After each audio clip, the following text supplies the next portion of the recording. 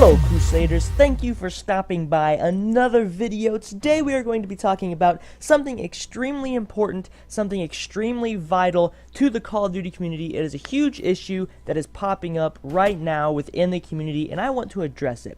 But before getting into this video, I want to pose a couple of questions. First off, will we be even having a 10th specialist coming to Call of Duty Black Ops 3 before the end of its original lifespan?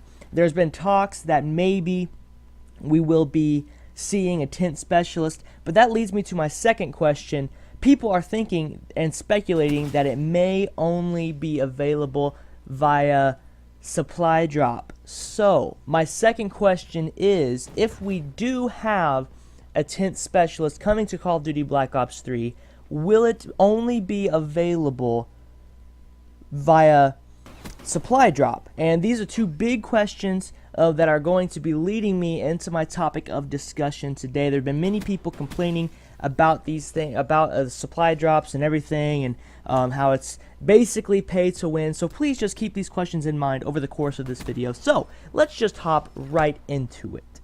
So you may be thinking when clicking on this video, oh, here it goes, another guy jumping on the supply drop train. Everybody's talking about it, you always hear about it, it's always in the comments of every Call of Duty video out there on the web right now, and now this guy's gonna hop on it. Well, I got watching a video from Chaos X Silencer the other day, and he was talking about the supply drops and all the trouble it's causing, all the big controversy it's causing, and so it led me and compelled me to want to do a video of my own. So that is why I am here today, you are here today listening to this video, so hopefully you do understand. So, once upon a time, there was a little developer that wanted their chance to shine in the Activision universe of Call of Duty that we've come to know and sometimes love today. And that little company was known as Sledgehammer Games. They finally got their chance to make Call of Duty after helping on Modern Warfare 3, and they called their Call of Duty Advanced Warfare. What they introduced in their Call of Duty is now becoming a franchise phenomenon that is sweeping the community of fans and everybody alike who are playing Call of Duty to this day. This phenomenon is known only as supply drops. Supply drops, as you know, in Call of Duty Advanced Warfare, you didn't really have to pay for. You didn't have to pay for them, or there was no way to pay. I believe. Correct me if I'm wrong in the comments below. But there wasn't a way to pay to increase how many times you could get supply drops. It was solely based on time playing the game. There was no calculated factor as to how many you could get or whatever. And so that's when supply drops were introduced. You got new variants to guns, new equipment, armor, different things like that to more customize your character. They had offered so many more customization options than we'd ever had in previous Call of Duties. And so another Call of Duty development team comes along by the name of Treyarch and decides that they are going to do supply drops as well. That leads me to talking about the supply drop question. Should they even be in the game?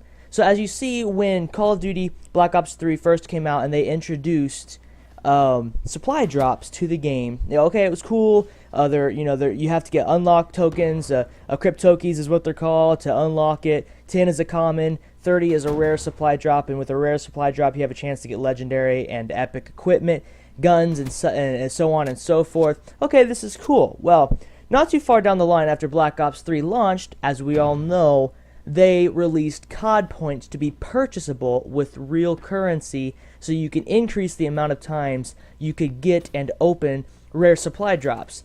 So now we have all of these different weapons, the MX Garand, the HG40, the swords and the knives and the pistols, and everything that we have now coming and probably going to continue to come throughout the rest of Black Ops 3's life cycle. You have all of these things coming about, and here you see now you can purchase in-game currency with real currency to give yourself a better chance to get more things. Why is this a problem, some may ask? Well, a lot of people are arguing that it's pay to win. There's DLC that they're putting on there that you can only get in supply drops, and it's really creating a havoc amongst the community. And another question I want to pose to you today is supply drops and all these things, is it pay to win?